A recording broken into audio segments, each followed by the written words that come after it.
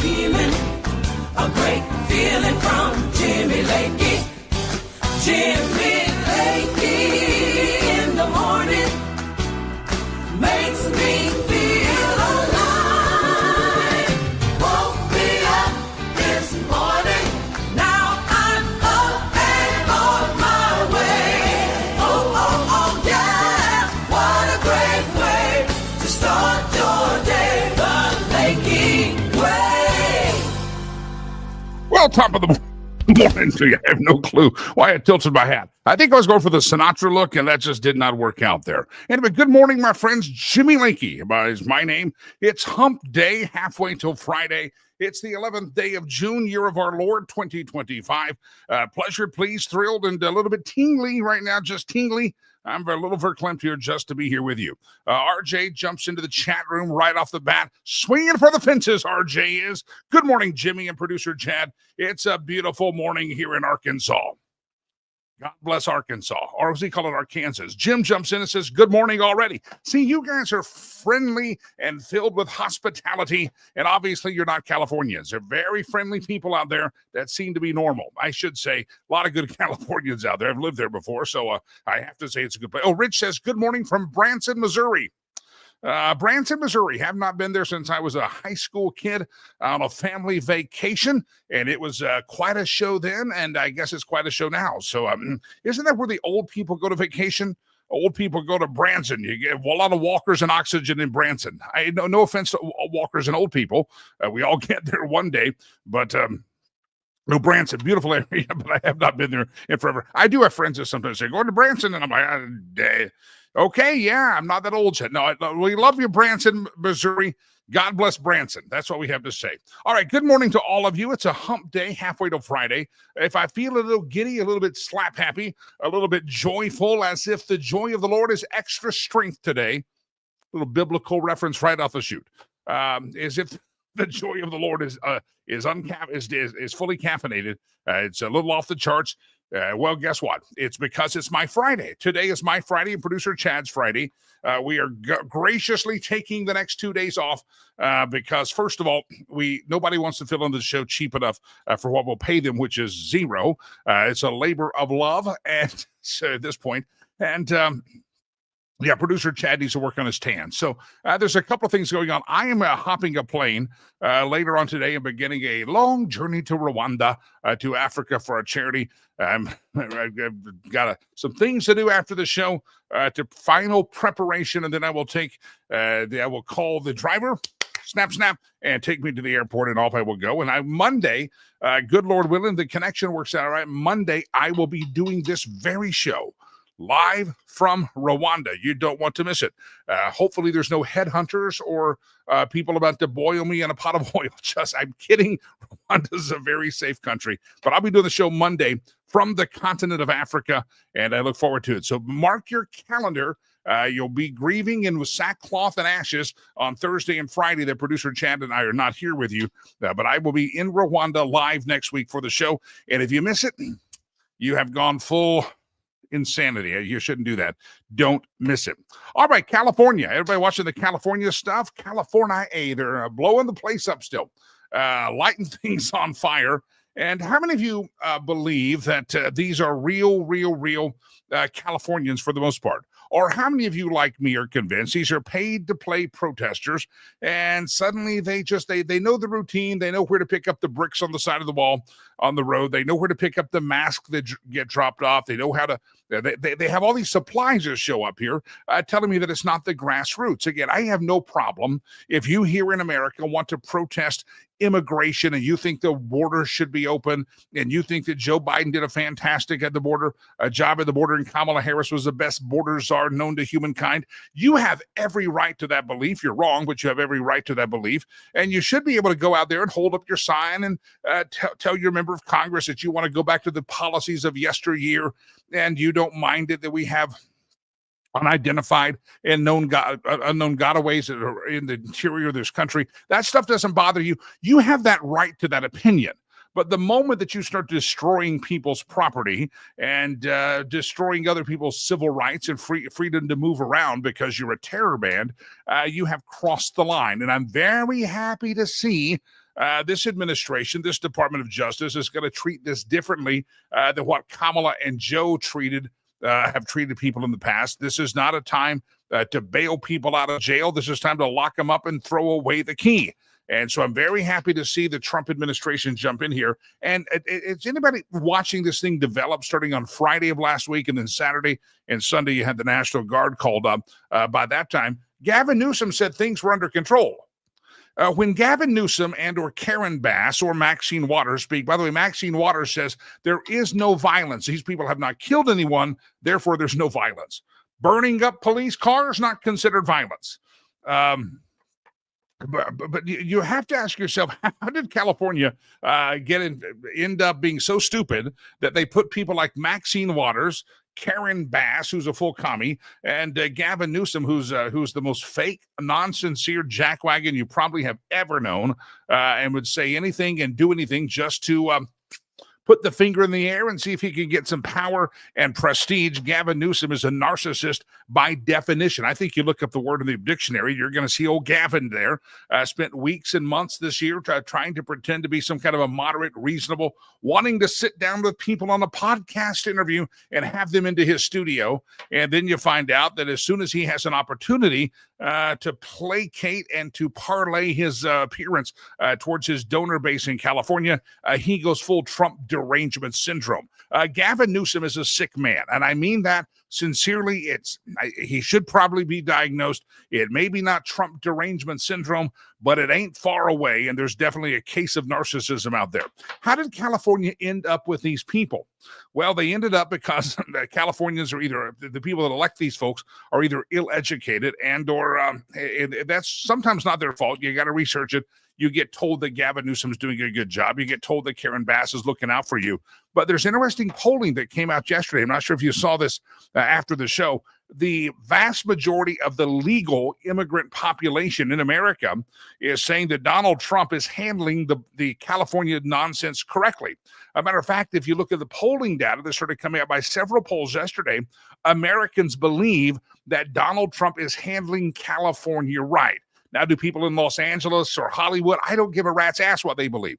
Americans believe that Donald Trump and his administration are handling this right, and they don't have any issue calling up the federalizing the National Guard. They believe that Donald Trump is on the right side of history. I said this on Monday on this program. It is amazing how you can get yourself crossways with 90% of the population. I would say this is a 90-10 issue, maybe an 80-20, but I would guess it's more of a 90-10. And you have to be a special kind of stupid and a special kind of idiot to live in such a bubble that you get yourself crossways with 90% of America watching what's happening. You get yourself crossways with them, and you still think you're doing the right thing and you're leading the charge. No, you are in a very extreme minority of extremists and jackwagons, and I have to say it's very, very interesting to watch Gavin Newsom here flounder. The leadership of California has been left wanting.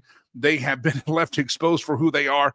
Not only, I heard it said, not only did they not provide water for the people of California to put out the Palisades fire, now they're going to let the fires in the streets of Los Angeles burn because they would have had it not been for Donald Trump. He should be thanking Donald Trump, because Trump is right. They'd be burning down the city right now, and they're not.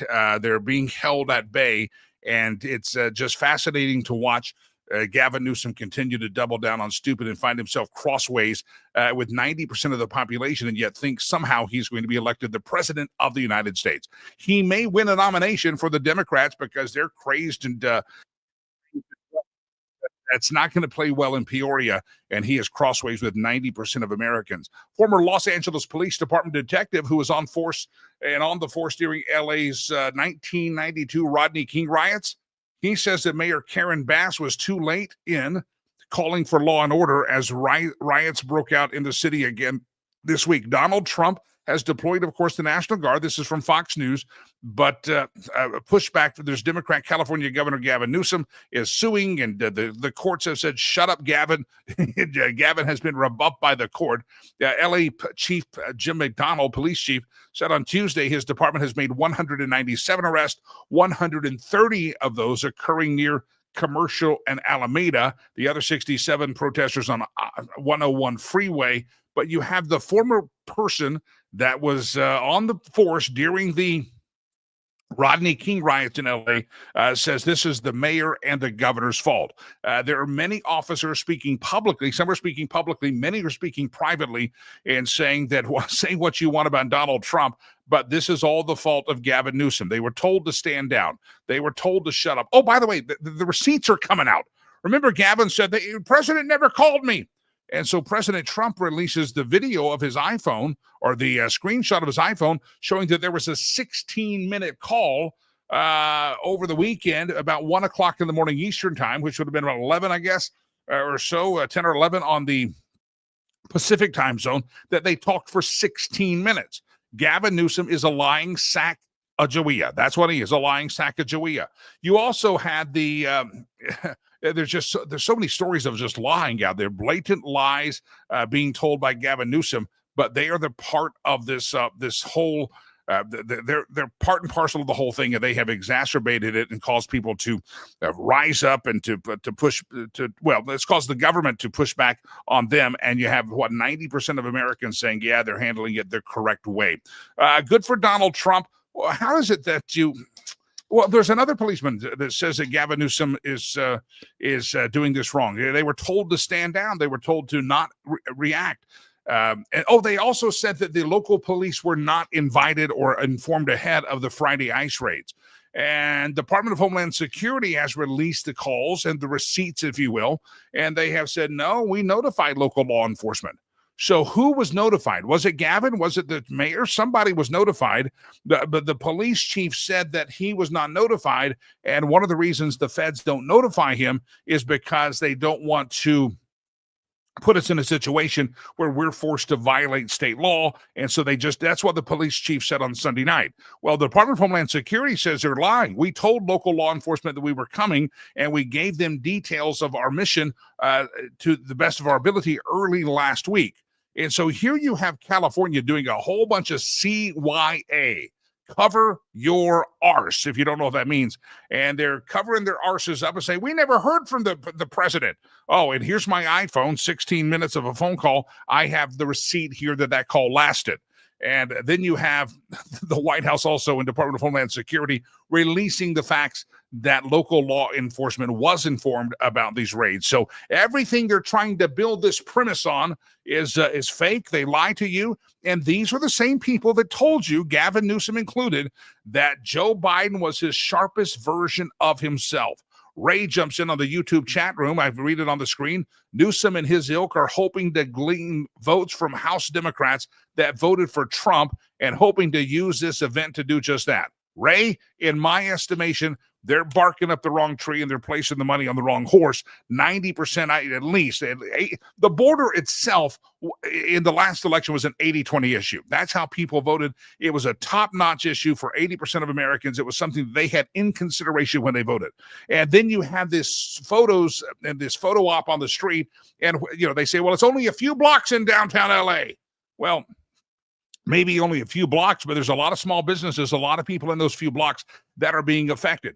And did you know, one of the reasons the poll numbers came out yesterday, that immigrants, legal immigrants in this country that are here on green cards or maybe they're naturalized citizens, they are citing by large numbers, like a 40% swing in the last couple of months and couple of years even, over to the correct side, the Donald Trump side, the conservative side, the Make America Safe Again side.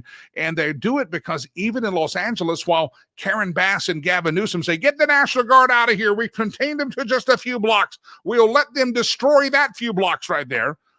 Guess who owns businesses there? A lot of people are immigrants living the American dream in California, and Gavin Newsom is willing to lay them on the altar of human sacrifice so that he can hopefully gain a presidential nomination. They're willing to sacrifice these businesses of small business owners, many of them from the immigrant community that are down there. They're willing to sacrifice them for their own political power and agenda. And this is why I believe America has waken up. This is why the Republicans, despite themselves, but because of Donald Trump, have become the party of the working class. They have become the party of the middle class because the Democrats are willing to sacrifice you at the altar of political correctness, willing to sacrifice you at the altar of all sorts of nonsense, including wokeism, and making sure that they maintain their political power. I said this yesterday. If you want to boil this down to the very root of the issue, you have to know why it happened and how it's happening. It is happening because they will sacrifice an immigrant-led business. They will let good people move out of the state of California. They're going to do everything they can to try to maintain their power base. And what happens is Democrats oftentimes think long-term. How can I keep these illegals here in this country, whether they're raping and pillaging, doesn't matter, and have them start humping anything that moves, and therefore they procreate and push out babies. And then what they're hoping for is that they can have a bunch of radicalized, it doesn't matter what their political belief, they just need people to make babies in California, since so many people are getting out of the hellhole and the cesspool that Gavin Newsom has created. And if they start making babies, then in about 5 years, when the census happens, and if they don't get the census changed to where it's actually counting U.S. citizens, and they can do it like they did in 2020, when they're counting only bodies, legals or illegals, the California's numbers go up and they keep congressional seats. If the census, and I've seen speculation on it, some people did a study, I'm not confident with it, but you can look it up, you can find this, that some people have done studies that if the 2020 census had been done and California and other states had not been counting bodies but been counting citizens, there would have been a vast number of congressional seats that would have been removed from California and given to perhaps another state, which might be red or more reasonable because of the exodus from California. So the reason they're fine with burning up the streets and they want to keep the Maryland dad or the gangbanger or the Trenday Aragua or the MS-13, they're fine. Roam the streets of Los Angeles. And before we send you off to prison, make sure you knock up your baby mama. That way we have another baby to count in 2030. This is all about that. This is all about political power, and they find themselves, it's hard to do, but Gavin Newsom once again has doubled down on stupid and finds himself in the crosshairs, or it should say crossways, with 90% of Americans. So there's another question that I think is going to be interesting. They're handling these riots different under this administration. Pam Bondi has said they are going to find out who's funding this. All these people, how do they get people to just start showing up? I was talking to my buddy last night. He's got friends in Los Angeles. His name is Jeff. And Jeff said that he had, on Craigslist, they were advertising $6,000 to $12,000 a week, depending on what kind of on Craigslist in California. There were ads, and Act Blue was the organization running them. And that's what I was told, my sources have said, is that they were $6,000 to $12,000, depending on what you do. Now, if you get caught and arrested, that may, under this administration, pay for something besides a public defender. But if you can get by with it, you can pocket a bunch of cash of $6,000 to $12,000 by rioting and doing nasty things on the streets of Los Angeles. So there is funding there. You know this because of the supply trucks that drop off. Last night, it was some kind of a mask. It doesn't protect you from tear gas, but protects you from some other things. But here's what I think you got to watch this whole thing. Once this thing is tamped down, it's going to be interesting to see what happens, because the White House has said, the White House has said they're going to try to find out who's funding all this nonsense in California.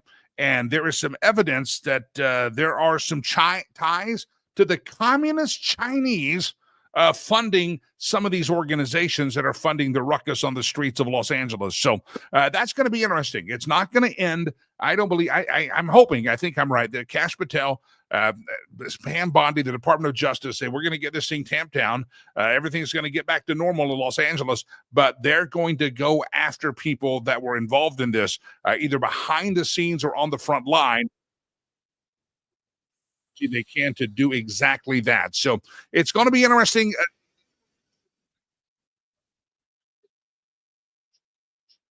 And I hope they're in way over their head and it's not going to work out very well for them. We'll see.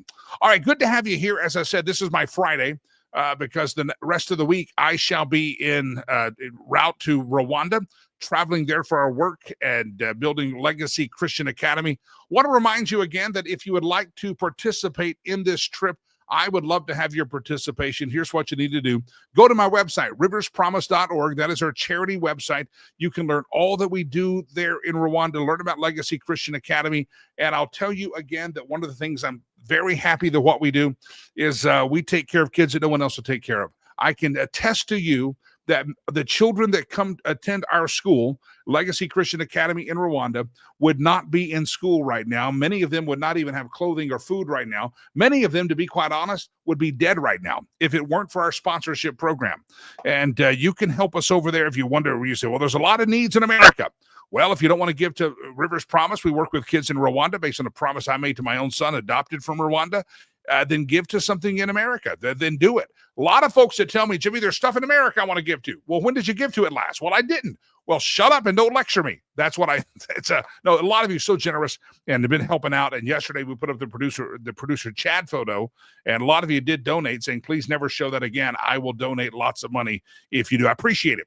Don't forget, anything you donate to our 501c3 charity today, anything that you donate, whether you're in East Coast, West Coast, doesn't matter. Anything you donate, I will personally be able to deliver and oversee it, and be sending you some videos and some conversation there. Monday, programming note, we're off Thursday and Friday. Monday, we will do this very show live from Rwanda. Kigali, Rwanda is the capital, and we will do the show live from there. That's Monday. Make a donation. Again, I only give this for parameters of how much impact you can make. For just $30, you feed a child that we take care of 2 meals a day for 30 days. It's amazing. That's 2 meals a day for $30 for the entire month. If you make that $65, that feeds the kid that's the $30 plus it's their education, pays their school fees, gets them a school uniform, gets their supplies. It pays for health insurance, which is actually some of the best they have in the nation.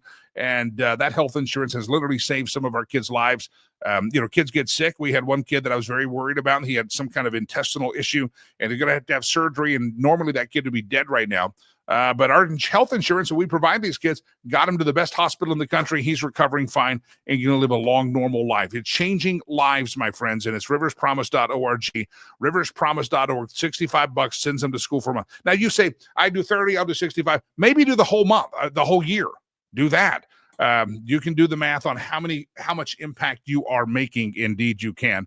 And we'd love for you to make a very big impact. Had a board of directors meetings yesterday for Rivers Promise, and we were all sad that we are, because of just budget constraints and trying to catch up on our operation fund, probably going to have to forego our annual field trip with the kids. We usually take them, and many of the kids have never ridden a motorized vehicle, and we put them in buses, and we take them into the city, usually to an amusement park. This year we were supposed to do a tour of the airport, and we're cutting that one because food is more important.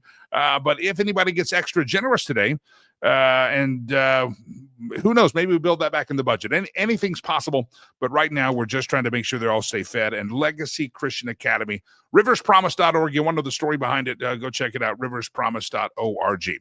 All right, I got a question of the day I want to get to. Besides the incompetence of Gavin Newsom, the idiocy of Karen Bass, all getting crossways with 90% of Americans who believe that Donald Trump his administration are handling this correct in Los Angeles, and they're handling our border security correctly. So there's a big topic there. And then also the information that's going to come out after the fact that they're already going back on some videotapes. The guy that was chopping up a curb and throwing cinder blocks, they figured out who he was. He's on the America's Most Wanted list now. He's on the run, I heard Pam Bondi say. And they're going to continue to go after. And I think one of the things to stop these protests is they need to go to the seed. They got to get the organization that is funding this, if it's Act Blue or whoever it is. And I believe they're going to be able to do that. They're going to see who rented a truck. Where was that truck? They're dropping stuff on street corners, hiding bats in bushes. All the things they're doing, they need to find out who is doing this. And anybody notice they always say these protests have signs ready to go? Oh, it's just spontaneous people angry with President Trump. Really? Is it really angry people that just happen to be showing up there? Even the LA Police Department says a lot of these folks aren't even Los Angeles based people. They're just outsiders, rent-a-rioters, and that's what's happening. So we're going to continue to follow that story. But I do have a question. We come up next week. This Sunday is Father's Day, and I will be doing the show not on Thursday or Friday, but Monday. So I'm going to miss the Father's Day show. And so producer Chad and I were talking before the program. He and I are both fathers. And we were joking, and a lot of men can relate to this. You're going to say, yeah, I could have that conversation about how Father's Day is different than Mother's Day. You say, Jimmy, by definition. No. Most of us know that on Mother's Day, you have to stop everything, and there can be nothing else happen.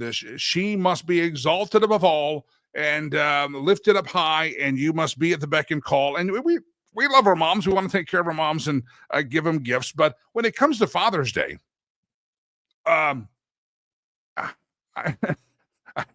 was going to say something about. I had someone one time forget not my son. Someone forget Father's Day. Didn't even wish me Happy Father's Day. That's all right. So anyway, the point is that Father's Day is different. Father's Day is a different thing. Guys are thinking in their head right now. If I asked every man out there, what do you want for Father's Day this Sunday? What do you hope?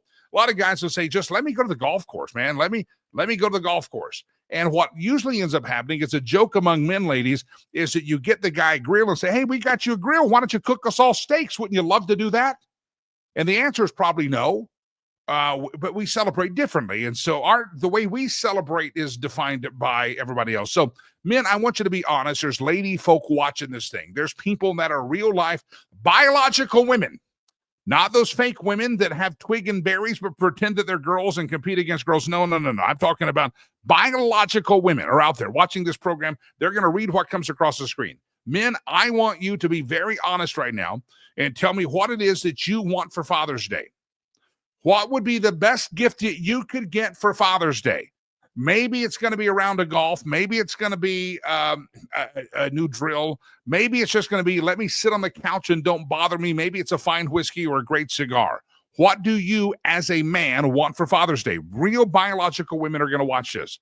And if you're a woman out there, I want you to ignore what the men are saying, because you usually do anyway. And I want you to tell us what you're going to get your man for Father's Day. What are you going to get your baby daddy for Father's Day?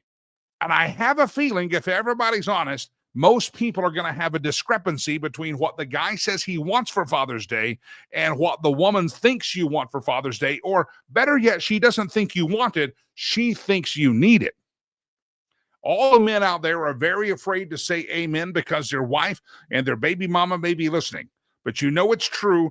Men, it's time to go to the chat room and fess up. What do you really want for Father's Day? If your family was to say, hey, this is a great way I'm going to spend Father's Day, it's fantastic. I love it. Let me do this on Father's Day. Tell us what it is. Just lay it out there for all the world to see. And then, ladies, you've been thinking about a new pair of socks. You know, back in the day, you bought your daddy a tie. A new tie. You know that you sometimes bought him some steak and said, grill me up a ribeye. You've done that before. That's what has happened. Men have been abused and neglected and overlooked on Father's Day. And so this is your chance, ladies and gentlemen, to tell us, men, Father's Day's coming up Sunday. What do you want for Father's Day? And women, ladies, what do you think he wants, or what are you going to get him for Father's Day? And I have a feeling they're two different things. Chat amongst yourselves. We'll pull some of these up on the screen here in just a moment. It's all the feeds out there. I don't think the Rumble, Rumble pops up here in the studio. I think all the feeds we're on this morning will pop up here in the studio. Love to hear from you. Jeff wants to go for a drive to the hereafter. To the hereafter. I'm not exactly sure where the hereafter is, but if you're suicidal, Jeff, seek help. I want to go for a drive to the hereafter. Producer Chad, if you can interpret that for us, we'd appreciate that. Jeff wants to go for a drive for the hereafter. Now, what's going to be interesting is what Jeff's spouse gets him on Father's Day. Is it a drive to the hereafter? Not exactly sure what that means. Look it up. Delilah, do you know what that means? A drive to the hereafter? Delilah thinks it's dirty. Delilah thinks that Jeff is getting dirty talk here. And Jeff, welcome. We're glad you're here. All right, talk amongst yourself. I'll read some of these answers here. Men, what do you want for Father's Day? And ladies, what do you think he wants for Father's Day? Let us know. All right, my first guest of the morning is the Director of Communications for the American Small Business League. His name is Bruce De Torres, and he joins me here to talk about the impact of small business by these rioters and looters in Los Angeles. Bruce De Torres, welcome to the show, sir. How are you? I'm very well. How are you today? I am very, very well. Thanks for hopping on here today. We'll talk more about the American Small Business League, but I was just telling early in the program as we got started, the sad thing is I've heard the mayor of Los Angeles, Karen Bass, I've heard the governor say, we don't need the National Guard. We don't need anything. Even it's just contained to a small area of downtown. It's not widespread. We don't really need a lot of help here. Bruce, I don't care if it's 1 block or 20 blocks. In those 1 blocks or 20 blocks, there's a lot of small businesses, some of them by first, second, third generation immigrant Americans. Talk about when you watch these businesses burn, you think of the Apple store getting looted, but there's a small mom and pop cafe or coffee shop that is also being harmed. Small business people are being harmed by this. Well, no doubt. And it is indisputably a law and order issue. And and many people so distrust the feeds from the mainstream media, Jimmy, that we are right to question what is the reality of what's going on. That's my personal take on it. When I put my small business hat on it, it doesn't have anything to do with, violence and law and order on the street. So just as a concerned human being, no one wants to see this kind of violence, and one hopes that it gets quelled. As a student of American history, it raises a huge question as to the appropriateness of President Trump imposing federal assistance that is not requested by the governor. It is a valid constitutional question. It's not a left or right thing. It's a real question as to is that an additional problem on top of the problem? And many people are arguing that it is. So I'm very humble in asserting President Trump should do this, the governor should do this, the mayor should do this. Now, that said, I am no fan of Governor Newsom or of Mayor Bass. I deplore how they handled the fires in January in Los Angeles. And I've already seen reports, as have so many people since Friday when this violence emerged, that it looks, unfortunately, it has a lot of the same signs and evidence of how the riots and the violence after the George Floyd incident in May of 2020 were not spontaneous uprisings, I think, in hundreds of American cities. I believe in hundreds around the world. And I've seen reports already in the last week that the same type of thing is happening in LA. So I would bet that it's not an organic uprising. So I've maybe given too much of an answer to your very direct question. What do you make, Jimmy, of what I shared? Yeah. Bruce DeTorres, by the way, is my guest, and he's the director of communications for American Small Business League. Some of you watching it say, well, it's right there on the screen. A lot of you are listening to this show later as a podcast version, and so you don't know who you just heard. That's Bruce DeTorres, American Small Business League. Bruce, I hear you. There's some people that say they don't want the help in California, so maybe you should hold it back. And yet we have a long storied history in America of presidents using the federalized National Guard, etc. You had it, Kennedy did it. You had it during the Civil Rights Movement against George Wallace. He wanted segregation. And so it has been done before that in the interest of the people or for civil rights or for some matters of public safety, the president has at times federalized it. It's just sometimes when President Trump does something, we act like he's acting in a vacuum and he's the only guy that's ever done this because he's a Marxist and wants to rule the world. And actually, there is a great precedent of presidents putting and federalizing the National Guard and military for various reasons, whether or not the locals had requested it. Nevertheless, it is something to consider. Let's talk about the impact, and you can address that as well as you would like. I want to talk about the impact of small businesses. A lot of small business, I'm thinking restaurants, have come through a heck of a lot of a time through the COVID. All the things that small businesses have been, inflation has driven the prices up. A lot of people can't afford to go to local small businesses and stuff. And so any small business, in my estimation, that's holding on in the heart of a downtown area, you got to be a special kind of person. You got to be real committed to the cause, and you got to also be you've just also got to be committed for the love of your industry, the love of your business. My fear is that these small business owners in Los Angeles, whether you want the federales here or not, local government needs to be creating an environment of safety so these small businesses can thrive. So move the National Guard out, get the Marines out. But if you're a small business owner in California, did you really feel that even if it's just a few square blocks, that politicians are almost somehow willing to sacrifice your business? You've survived a lot, and now they're having to survive these allowed protests. Well, it raises the big question of how intentional is the destruction of our small businesses. What COVID showed me and many others is a very planned, controlled demolition of small businesses. And we have decades of experience and evidence, and we make the claim that really every administration, more or less, is really anti-small business. Let me paint a big picture here that's really, really crucial. We don't think most people know, Jimmy, 99.9% of all businesses in America are small businesses. 98% of all businesses have 100 or less employees. And let me dive right into our main issue so you know where my head's at about this.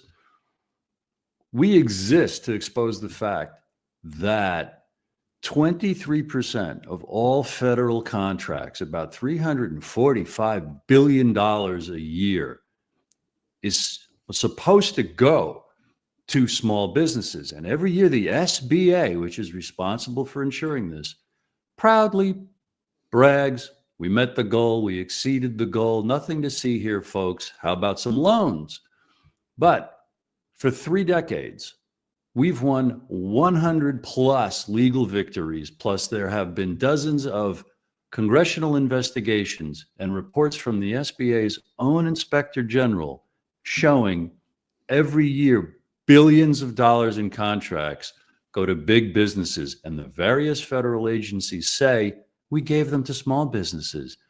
And they don't tell you what small businesses when you ask. We have to sue in court. Often we get sheets of redacted, blacked out information.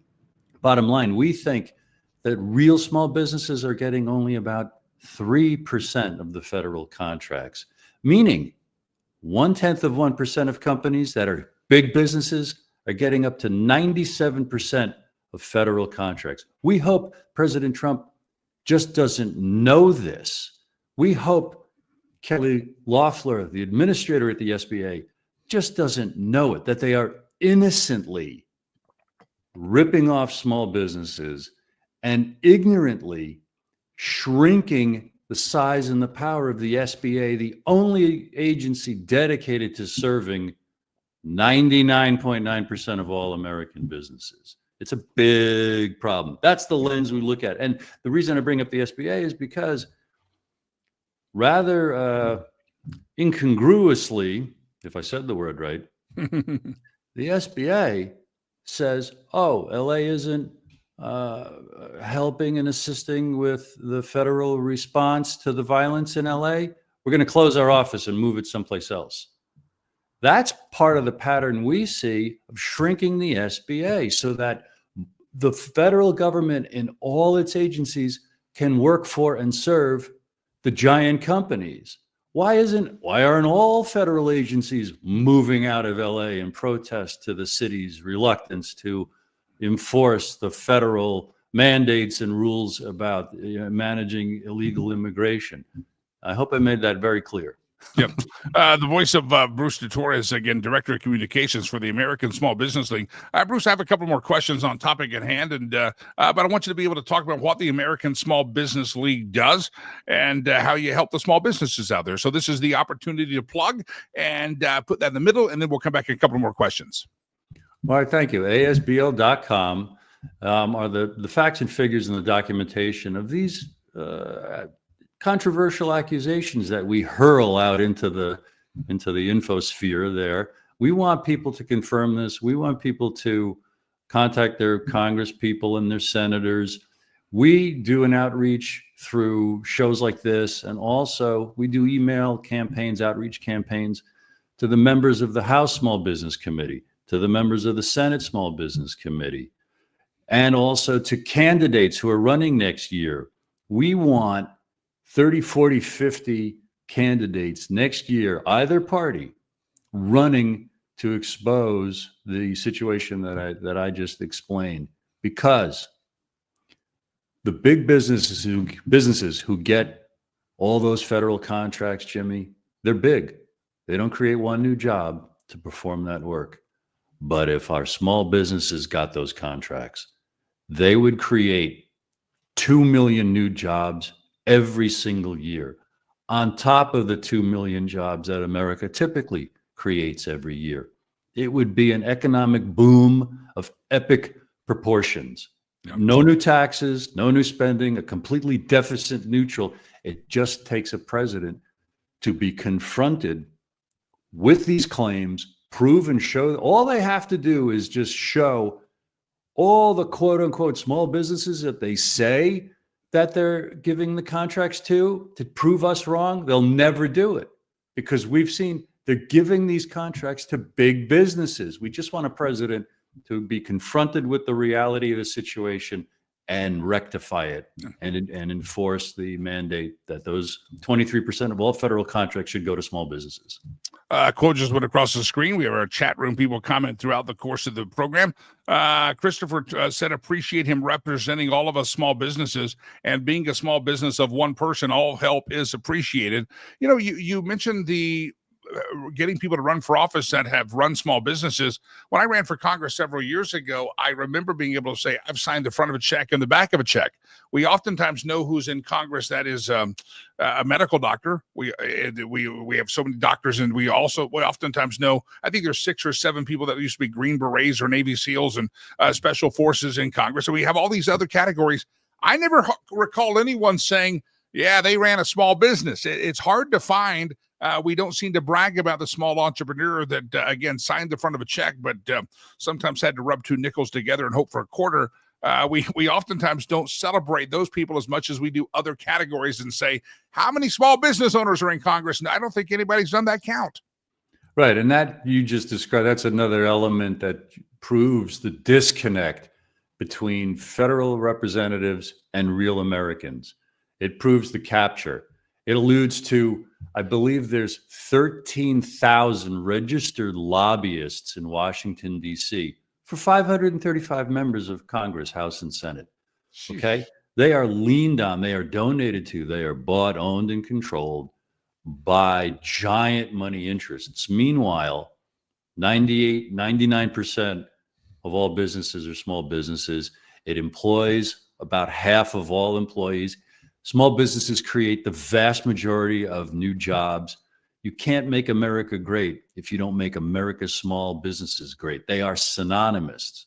And yet, the only agency, the SBA, that works to defend the interests of small businesses really is under attack. In the new administration, the staff is being cut by 43%. That's going to shrink its budget. It just got criticized for mismanaging $600 million in loans. But with the closing of the Department of Education, $1.6 trillion in student loans is being given to the SBA to administer. Huh? You just shrunk its staff and you say it can't manage $600 million in loans?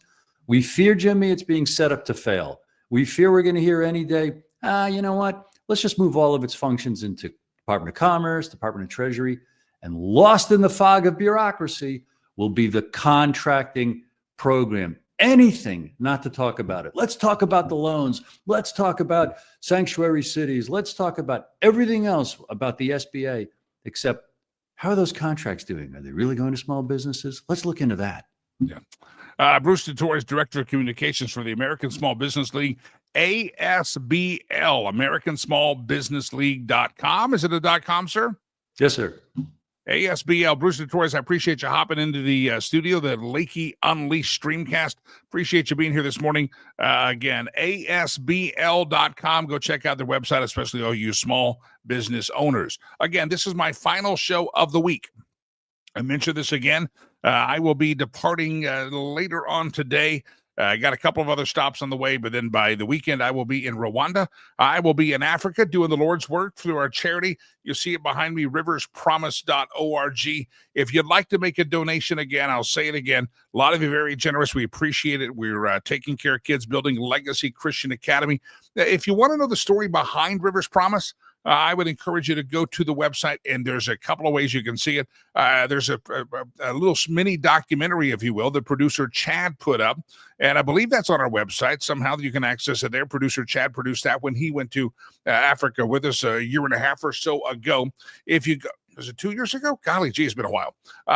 Go to riverspromise.com, riverspromise.org, and you will see that this is a very personal mission for me. Rivers Promise, River happens to be the name of my son. When I adopted him 18 or so years ago, made a promise that I would take care of all the kids that I could not adopt. Believe me, I tried to adopt several, and that's what sort of made a promise that I never wanted him to look at a photo and go, Dad, who are these other kids in the photo with me? And I go, I don't know, kid, we just got the heck. I never wanted that. So I made a promise that I would never be able to look at those photos and say, I don't know who they are, son. We got you out of there, never went back. That's what Rivers Promise. Christopher says, safe travel, sir. Always love what you were doing and love that I have seen firsthand your magic. That's my magic wand. I keep waving a pen. I feel like Bob Dole, except he didn't wave the pen. He just kind of held it. It's a whole different story. I'm not criticizing him. He had no choice. I kept his hand occupied. Riverspromise.org. Make a donation. Again, I'll say it again. $30. Feeds a child in our care in the Legacy Christian Academy. $30 feeds a child 2 meals a day for a month, right? That's a lot of food, and that's a lot of meals for just $30. If you give $65, just again, pick any number you want, but this is the impact you make. $65 not only provides the food, it also provides the education, the health insurance, basic needs. It gives their school uniform. It really ups them up. And if you want to do that monthly, you want to do a whole year in advance, just do it one time. It doesn't matter. Whatever you do today and tomorrow and yesterday and this week, those are funds that I will personally be able to oversee and deliver. And if you don't follow us on the social sites, facebook.com/Rivers Promise. We oftentimes post things up there. That's so easy to go live for over there. So if you want to follow the trip, you want to see some of the great things we do, I would encourage you to start following facebook.com/Rivers Promise. But make a donation today, riverspromise.org. And what you do today will be delivered literally by tomorrow, and I'll make sure it goes to work very, very quickly. Appreciate all of your help, your generosity. I know a lot of you still living in the Biden economy, but anything you can do literally changes the life. Have you heard us say, and you see some of these kids, when we got to this area of Rwanda, I closed up the orphanage where my son was at. All those kids went to adoptive homes. I thought my work was done. And my friend said, you got to go see these people out here 45 minutes outside of the city, not where my son was from. But I said, okay, let's go. And literally there were people living in, I've been around the globe, squalor you've never seen. I mean, there were literally people, families, entire families with shanties built only of banana leaves. And I said, and sticks. And I said, what do they do when it rains? It's a tropical rainforest. And they said, they just stand up. They can stand up for days. They're afraid to lay down. They can literally dry it. So it was nothing. It was a very high percentage. Over 50% of the kids were dying before the age of 3 or 4 just because they'd get wet and cold. It's tropical rainforest elevations, though, pretty high. It's the land of 1,000 hills, and it gets cool at night. You get a little chill there, and you can't get rid of it. And it was a mess. Now we have we've really changed. You remember the whole show Village Makeover? We have really done a village makeover here, and we're in process of doing it, and you can help us. Legacy Christian Academy. Go donate. I'll deliver it. Riverspromise.org, riverspromise.org. And if you're a praying person, you can say a prayer for safe travels and say a prayer for our fundraising. We got a lot to do, a little behind this year on fundraising, but the good Lord always provides. He always does. Somehow he's done it for 18 years. Riverspromise.org, riverspromise.com. At least go check out the website. We had it built, so you might as well go look at it. All right, ladies and gentlemen, John Deaton is my guest, and we bring him in from the green room. John's been on the phone. He's a former federal prosecutor, there's no former U.S. Marine. He's a retired U.S. Marine, 2024 GOP Massachusetts U.S. Senate nominee. And I want him to jump into the conversation on a couple of topics here this morning, if I can push the right button. John Deaton, welcome in, sir. Hey, Jimmy. Good to be with you, my friend. Glad to have you back here on the program. And listen, can I interrupt you for a minute? Because sure. sitting here listening to you, and you don't expect this, but when we get off the call here, I'm going to go on that website and make $1,000 donation. Oh, that's very fantastic. Thank you, John. I appreciate you. No, what you're doing is amazing, and my hat's off to you, brother. Yeah. Well, go check out the website. Make sure I'm telling you the truth. I want you to check it out. No, it's so fantastic. And it's all based on my son. I promised him. And sure enough, it's changed a lot of lives. So, John, thank you so much and appreciate you. Let me ask you, as a former federal prosecutor, I'm sitting here. You've got to be watching what's going in L.A. going, okay, here's the charges that are going to be happening to these thugs on the streets doing stuff. I'm not sure what the state will do. Gavin Newsom, I don't trust him as far as I could throw him. But as a federal prosecutor, Pam Bondi says they're going to really go after people. What kind of charges are people facing there in L.A.? Well, listen, they're facing destruction of property, obviously, intimidation, assault, and they're facing felonious assault in many times. You're seeing people throwing rocks, concrete, firecrackers, except, like M80s, things that can actually cause real physical harm, death to people. So we're talking about serious, significant time. Some of those folks could be facing 5-10 years of real time in prison. And if they are out there throwing rocks and firecrackers, M80s at these ICE agents, they deserve every day in prison that they get. It's fascinating to just kind of watch back in Minneapolis, back in St. Paul, back in the George Floyd days. You had people getting charged or arrested, and you had people like Kamala Harris running a bail fund to try to in the front door, out the back door. Is that maybe why we have problems with these renter rioters? Because I think that this is not grassroots. These are renter rioters. They keep showing up because, hey, they think that somebody's going to be meeting at the back door with with some bail money. Isn't that what we have to change, these bail laws going on out there, that these people have to know there's consequences, even if they're making money to riot, they can't do it or they're going to be arrested? Absolutely. Listen, one of the if we're a nation of laws, the reason we're a nation of laws is to cause deterrent, to deter people from engaging in that kind of activity. And right now, under the way that Kamala Harris, the Biden administration, Tim Walz in Minnesota, the way Gavin Newsom, the way they govern is they give these people a pass, and some of the media as well. How long did they call it peaceful protest? They were calling it peaceful protest while cars are burning, police cars are burning. People were calling these wireless Waymo cars that are autonomous to a site so that they could burn it. And so it's incredible. You hear some of these small businesses. I saw your segment with the small business gentleman. Small businesses were absolutely destroyed in the last couple of days, looted. And the Democrats and the left, they keep preaching that we're a nation of laws. That's why they prosecuted President Trump. We're a nation of laws. We're a nation of laws. Except when it comes to these types of events, they no longer believe we're a nation of laws. And it really is mind blowing to me. They say no one is above the law, but they seem to think that everyone's above the law if they agree with the Democrat agenda. You have Congress people showing up at ICE facilities, breaking the law. Private citizens like you and me would have been arrested. They're not getting really in much trouble at all. You have even members of Congress doing things that private citizen couldn't get by with, and they say that they're protected because of their position in the hallowed halls of Congress. Well, on one hand, they say no one's above the law, but they sure do like to flout their badge and say they're above the law. No, they do. And listen, you made an important point. And that important point is that these aren't just organic protesters. You're talking about paid agitators who are organizing these events, and when you're going to see people who try to get let's take the 700 Marines from 29 Palms that are being sent. You're going to have professional agitators get in the face of these Marines to try to cause an incident. They want some kind of incident to happen so that they can turn around and blame it on the Trump administration and their response. And so, I hope there's an investigation by Pam Bondi and the DOJ to get to the bottom of who's paying for these, things, who's paying for this organization, who's paying for the mask, who's paying for any of the tools being used. Yeah, they're supposedly going to look into that, and I hope they will, because I think you're correct. You gotta nip the funding at the bud and find out which organization, foreign or domestic, is funneling money, laundering money to get there. It's very important that we do that. Again, if you're just listening to the program, because after the show's done live stream, we go up on all the podcast platforms, and hundreds and hundreds and hundreds of people will listen to this show audio only. That is the voice of former federal prosecutor, U.S. Marine, and 2024 GOP Massachusetts U.S. Senate nominee, John Deaton, on the program.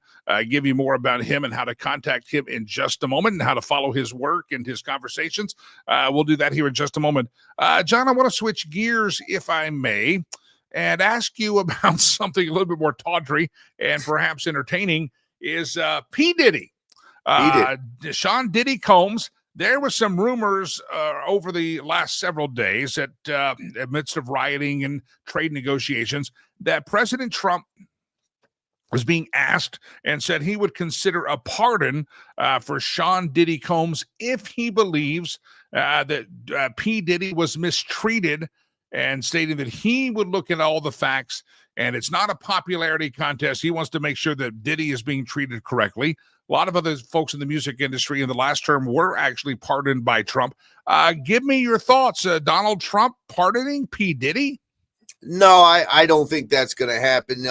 President Trump was asked a question, and it was just out of the blue. Would you consider? And he gave sort of that standard, answer of, well, listen, I'll consider the facts and circumstances.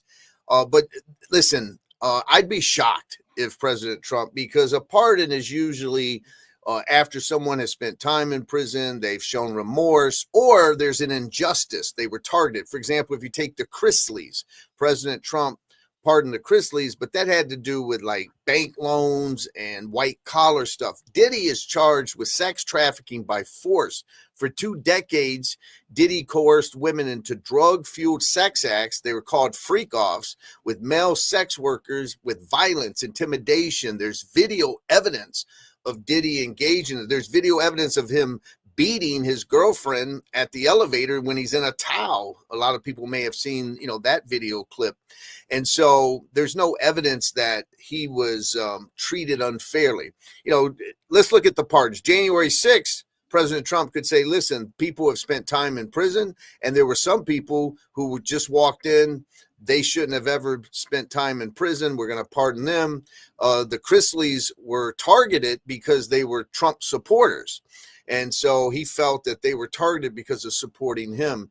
And this is a very different, scenario. So I'd be shocked if President Trump would actually, follow through with it. I've been kind of interesting. I thought this P. Diddy Combs would be trial would be much more salacious. I thought maybe it's because the judge has kept order and kept secrecy, and there's no cameras allowed. But maybe there's some real tawdry stuff being talked about and shown day to day. But I thought the actual trial itself and the media coverage would be much more tabloid. Is it that we're not getting information out of the Diddy Combs trial, or is it because the media doesn't want to talk about it because they're pointing fingers at some of their own and their own behavior from their own social groups? Yeah, that's a great question. Certainly not having cameras in the courtroom because it's federal court is one factor. And so you're not getting it sort of live stream. Regular people can't watch it. But there's a lot of people, listen, you have Diddy was pretty active out there. There's pictures of videos of him joking with President Obama and other significant people. And so I think that a lot of it has to do with they want to keep some of these other names out of the spotlight. Yeah. Again, the voice of John Deaton is a U.S. Marine veteran, cancer survivor, father of 3 daughters, trial attorney, author who overcame significant challenges, built a successful life, advocated for underrepresented communities. Again, John Deaton, Deaton, if you want to look him up, is my guest here on the program. John, if you want to, I know you've written, I know you've done a lot of it in your life. If folks want to follow you, learn more about you, read your books, where do they go? They would go to on X, John E. Deaton 1. They can also, I have a radio show, The Hard Truth, on iHeart's WRKO 680 AM. They can go to my X account, John E. Deaton 1, and reference that. And if they really want to learn about me, they could go to Amazon. And my book is called Food Stamp Warrior. And it details my life, a single mother, welfare and food stamps, living in one of the worst neighborhoods in America. Lots of unfortunate situations, violence and whatnot, and how if you never give up and you keep fighting for the life that you deserve, have some faith, you can get through it. John, one more quick question. Talking about the Food Stamp Warrior, your book, and the really the story of you and rags to riches, if you will. And I want people to read the story, and it's on Amazon, John Deaton. But it's fascinating to watch. There's these polling numbers that have come out. And the polling numbers show, first of all, people in the illegal immigrant community are vastly supportive of President Trump and his border security and his immigration and ICE policy. Gavin Newsom, I think, has found himself in the crossways with 90% of Americans. People see it's common sense how Donald Trump's doing it. But the other polling numbers that continue to show is that people that maybe were the food stampers out there, maybe they were the low middle class, the working class people that for years had felt the teat of government was their answer, and they were supportive lock, stock, and barrel, no questions asked of the Democrat Party. We're seeing trends that people say, you guys aren't helping us out, and they have swung over, and the working class group has shown up to support the Republican Party, most importantly, Donald Trump. Talk about that trend of the Democrat losing the acclaim as the party of the working class, the party of the underprivileged. Yeah, it's a fascinating thing. You see that a lot of people between the ages of 18 and 30 have progressed and sort of left the Democratic Party. And listen, part of my story of overcoming poverty, the government's not going to help you build wealth. The government actually wants you basically to be dependent on them, be dependent on the nanny state so they control you. And, that's why I've always fought against people like Elizabeth Warren and Bernie Sanders and others who think government's the answer. Sure, $50 in food stamps. If you give someone more than that, more $50, it helps. I mean, it would have helped us, but right, that doesn't change that person's life. That doesn't show the person how to lift up out of poverty, because their other policies are actually crushing working people. And I think that's what it comes down. They've finally given up and seen that these policies supported by the far left do not actually help working people. They actually hurt working people. And we're seeing that progression move forward. John E. Deaton 1. I believe that's what you said your X handle is, John E. Yes. Deaton 1. And the name of the book, Food Stamp Warrior, available on Amazon. John, I appreciate you on. Thanks for the kind words about our charity work, and look forward to hearing from you there. But I appreciate you. John E. Deaton 1, Food Stamp Warrior. Sir, thanks for hopping on the program. Safe travels, my friend. Safe travels. Thank you, John. I appreciate you. God bless. John E. Deaton 1. If you're just joining us, the safe travels part means that John is fully aware that Brother Lakey is hopping a plane here in just a bit and going to do the gallivanting around the globe once again. Been 6 months since I've been to Africa. That's a long time for me. But again, building Legacy Christian Academy, it's labor of love for sure. It takes a lot of help. And if you'd like to help us, and I appreciate John saying he's going to pledge to give $1,000 as soon as he's done here. God bless him for doing that. Anybody want to match John? Feel free to do so. John E. Deaton, thank you. God bless. He says he's going to put up $1,000 right now for a work there. And again, what you give today will be something that I will deliver the next couple of days. And again, programming note, I will be live from Rwanda, good Lord willing, and the creeks don't rise and all the technology works from next week. So Monday, Thursday, and Friday, tomorrow, and the next day, I will be in travel mode and not be doing the show. If I'm not on a plane, I'll be heading towards an airport. I got to stop in the Dallas area tonight, and a little business to care for tomorrow. And then Friday, I'll be heading out for the long journey to Kigali, Rwanda is where you land at. And by the way, if anybody ever wants to travel with us, we do some public trips through Rivers Promise. Just send an email. It's been said, I'm not hard to find. You can send it to info@jimmylakey.com, info@riverspromise.com. Put my name in front of either one of those. You'll probably end up reaching me or someone nearby. Delilah, right? Yeah. Info@riverspromise.com. If you ever like to travel with us, we have public trips, and they're more affordable than you think. This is like a bucket list trip, and I or my organization, we're the best tour guides you'll ever have. And if you go to one of these travel companies to do safaris and see gorillas and big game, you're talking tens and tens of thousands of dollars. I'm telling you, they're ripping you off. There's a lot of profit in that.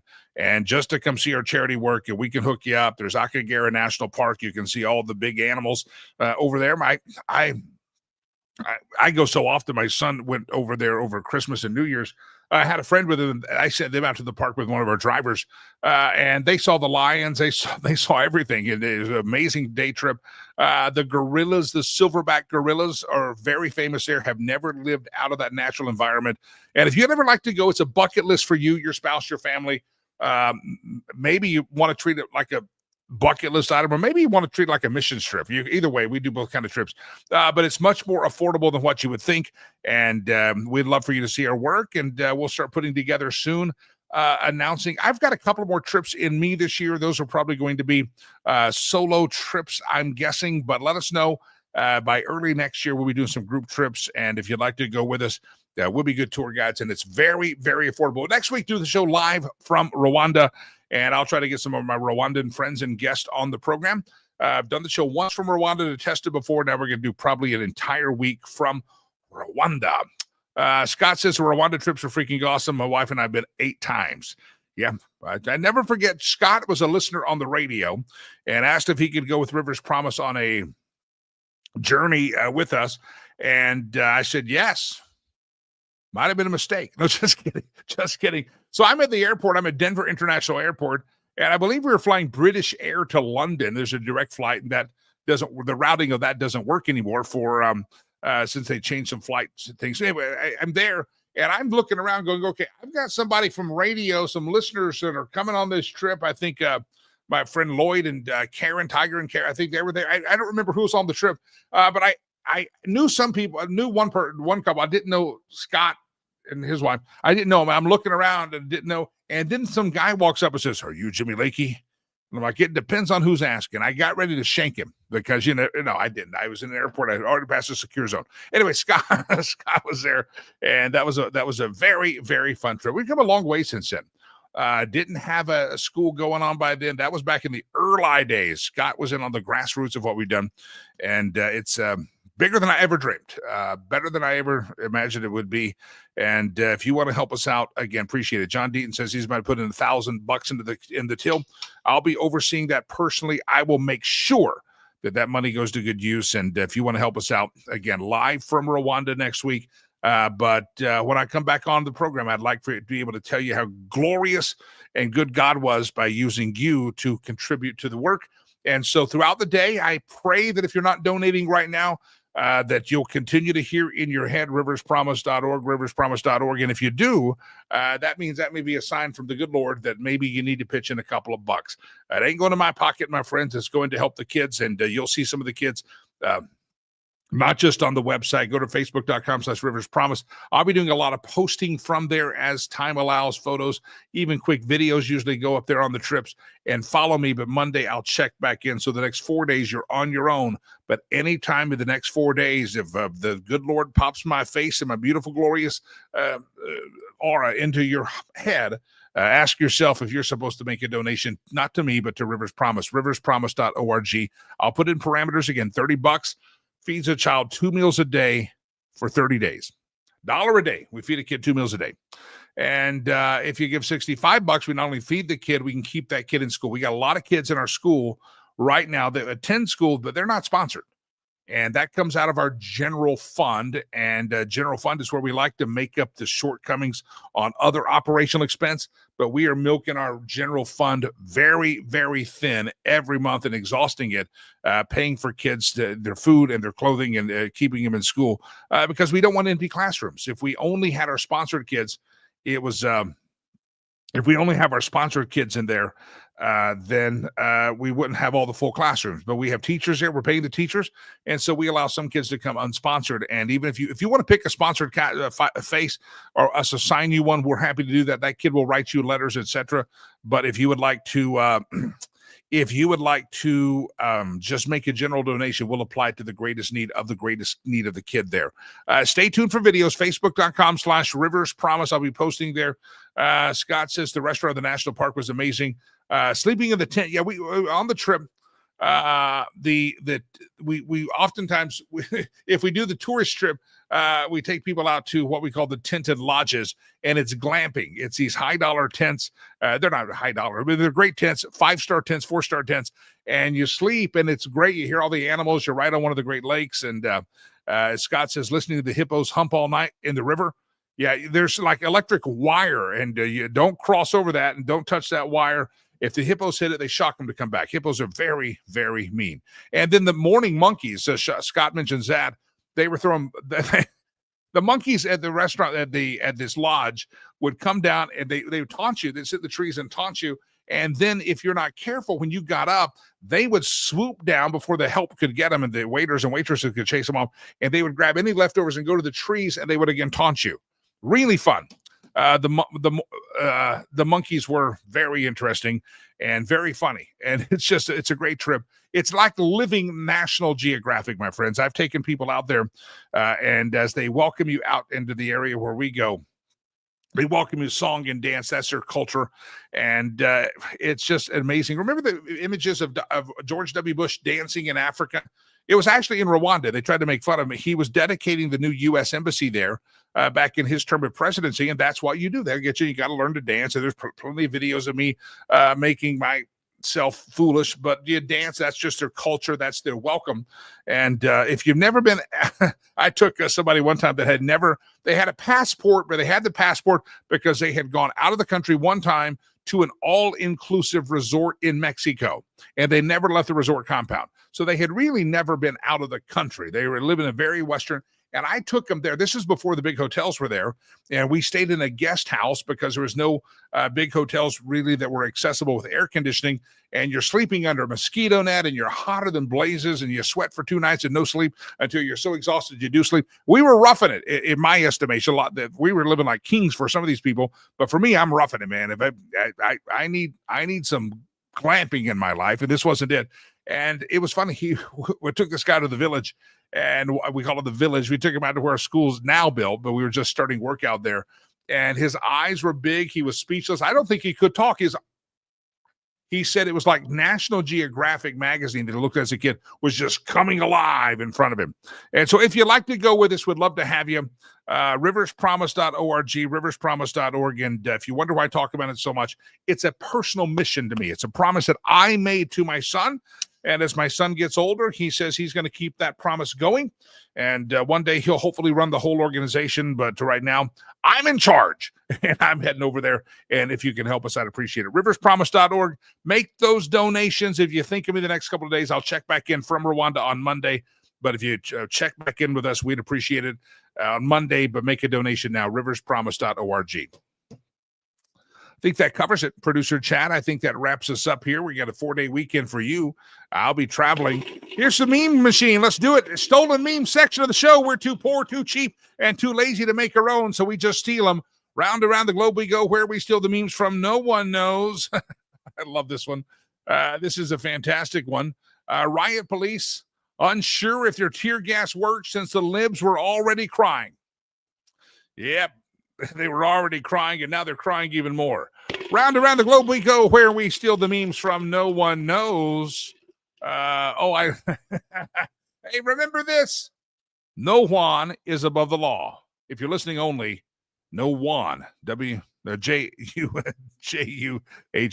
No Juan is above the law. That's right, Juan. You're not above the law. No Juan is above the law. Round around the globe we go. Where we steal the memes from, no one knows. There's a cartoon version of Karen Bass, which she's kind of a cartoon in her own right. Move to California. Diversity is awesome. Double the tax rate and twice as fun as anywhere in America. As Karen Bass sits there with her corporate coffee cup from the Starbucks, And she says, this is fine. This is lovely. It's peaceful protesting. And everything around her is on fire. You know why? Because Karen Bass is an idiot. Move to California. We love the diversity. Yeah. Round around the globe we go, where we steal the memes from. And no one knows. There he is, a man riding the donkey, the little burro, and carrying the Mexican flag with a mask on his face, got the Mexico flag on. And it said, this should be the new logo for the Democrat Party. Yeah, the party of donkeys. They got on old Juan Valdez and a Mexican flag riding across it at the Democrat national stage. You got to look at this image. This is true. That is the logo of the ass party, the Democrat donkey party. There they are. There's your poster child right there. I like it. Let's see if we got any more. I don't know how many memes we have in the machine today. Round around the globe we go, where we steal the memes from. No one knows. Ladies and gentlemen, here you go. Hey, look. Hey, look. Look out there. What is this, King of the Hill? I think that's Hank from King of the Hill. I don't know all my cartoons. He's looking out the window, says, hey, look, the coexist folks, they're burning stuff down again. Oh, yeah, the coexist stuff. Yeah, they're burning the stuff down again. Yeah, they are. That's what they do. They suggest play, if you see that we sold the memes, it's a suggested musical background. Billy Joel was about starting the fire. That's good. Round around the globe we go, where we steal the memes from. No one knows. There we go. This is your Father's Day meme right here. This is it. It's Arnold Schwarzenegger sitting in a big chair, lighting a very fine cigar, smoke wafting around his head in a very elegant way. If your dad doesn't smoke cigars, happy Mother's Day to him. To the man in your life, happy Mother's Day to him if he's not a cigar smoker. Hate to say that. It's just true. That's all I can say. You say, why's my name Papa Kazunga? Let me see if we have any more. Then I'll tell you the Papa Kazunga story. We'll get out of here. Round around the globe we go, where we steal the memes from. No one knows. We have milked the meme machine dry. Thank you, and you're welcome. If you see the phrase on the screen, Papa Kazungu, it can be spelled all one word, or it can be broke up, Papa as in father, and then Kazungu. Anybody who goes to Africa, Rwanda especially, knows the word Mzungu with an M. They'll call you Mzungu, Mzungu. And they used to, some of the rural parts, they'll just chase you screaming the little kids, Mzungu. They've never seen one. White person. And I say white person, that's any person that's not black. Asian, Mzungu. Hispanic, Mzungu. Pacific Islander, you're Mzungu. If you're not black, African black, you're Mzungu, right? And so my son, when he was at the orphanage, had a nickname called Kazungu. And Kazungu, roughly interpreted, means almost black, almost white, halfway black. And they gave him that name because they thought at the time, as a child, he had a little lighter complexion. The real reason they gave him the name was because at the orphanage, he would have toys, as the kids in the orphanage would have, and the kids didn't have a lot in the orphanage, and so they'd take the toys, and he wouldn't fight them. And even as a 2-3-year-old, they asked him, they said, you've got to learn to fight. Stand up for the ladies at the orphanage, mamas at the orphanage. Said, you got to, and he said, no.